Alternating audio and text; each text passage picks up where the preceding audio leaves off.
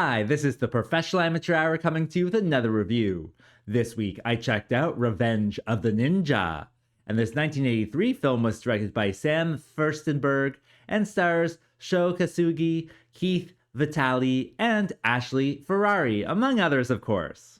So what is the story of Revenge of the Ninja? Well, it starts off with this guy who gets his family massacred by ninjas, and so he moves to the USA to get away from it all. And he and a business partner start a Japanese art gallery selling little Japanese dolls.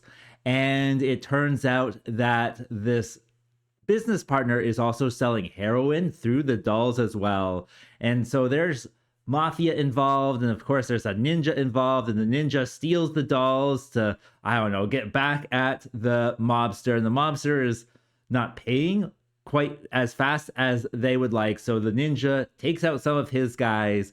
Along the way, our main character is trying to sell his dolls and live his life in the USA, but he gets always wrapped up in some type of fight here or there. And of course he's looking for whoever stole his dolls, so he's going around doing karate to them, and he figures out, it's this ninja. So now he has to go out and take on the ninja. Luckily for him, though, he is a ninja himself.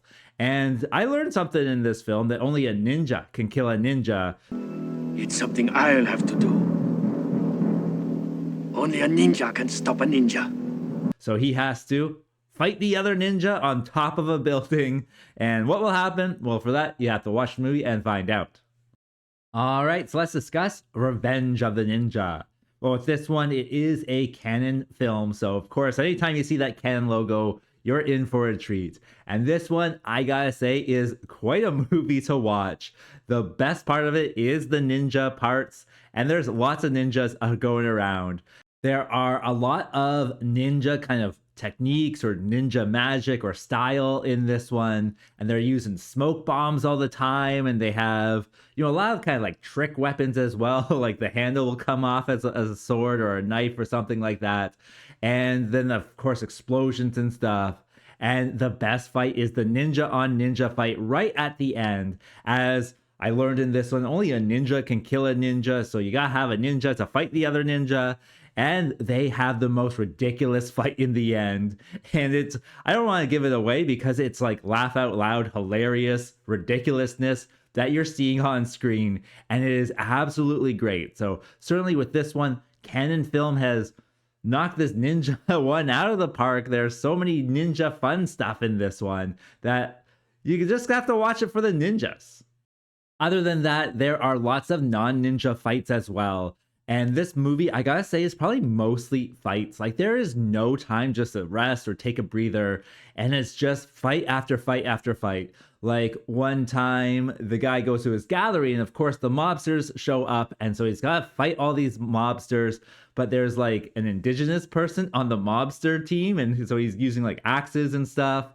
And then after that, they're looking for the people who stole the dolls, and him along with his like police buddy just go to some park and talk to these kind of gang members. But the gang members are dressed up like the village people. So then they have a fight with the village people, and the kid, he has like a son. So the kid's fighting people too, like the kid's fighting other kids at the start, but then he's fighting like this sexy lady later. And it's just so many ridiculous fights in this one that are ridiculous for, well, let's just say everyone is ridiculous for its own reason, which I thought was really entertaining as well. So there's lots of variety in the ridiculousness that you're seeing. So I gotta say, with the fights, it's crazy. It certainly is a crazy watch. What else can I say? Of course, this movie is a Canon film, and it plays off of the ninja fad of the 80s. And I enjoyed it. It's just such a fun ride throughout the whole thing.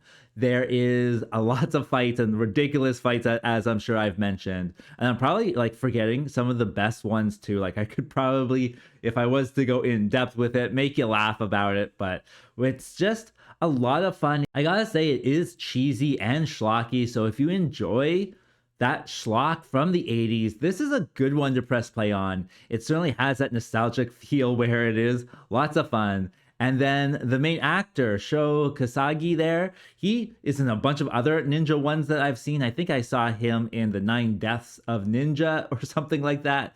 And he is a lot of fun. Like, he knows what he's doing as well. Like, all of the fights, I gotta say, are pretty well choreographed, and the stunts are pretty well done. Not perfect, certainly, but all of it's really well done. So it is something worth watching, I think. I think that brings me to what doesn't work with this one. Well, like I said, it's mostly fights, so there's almost no story. So if you're looking for something deep or complex, this is not it. It's very straightforward. Like, they just have 5 minutes of story every so often between these, 10-minute long fights, 15-minute long fights. And that makes it kind of lacking in the story department. But with a Canon film, I don't think you're actually, watching it for the story. You're watching it for the fun.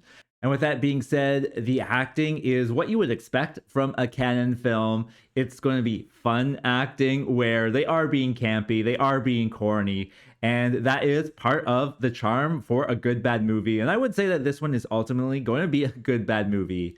With the fights, like I said, they're not totally perfect. Like, there's a few times where you can really tell they didn't connect a punch or a sword cut or something like that. And then that final fight, like, it's just so campy and so corny. I would say probably like 5% of the fighting is not well done, but then the 95 that is well done is super fun. So it's certainly not perfect that way. But for a Canon film, I wouldn't expect anything other than a corny film, and this is certainly it. So if you do enjoy good bad movies, this is one to press play on. I did watch it on Tubi, so it's available for you online if you so choose to. So as for a rating, I gotta give it the good bad score of 4.5, as it is a good bad movie. If I was to do it on, the good bad scale, I would probably give it a 6 or 7, or maybe 6.7, because it was quite a bit of fun. And with that being said, I think that's all I wanted to say. So like and subscribe, and I'll see you next time. Peace out.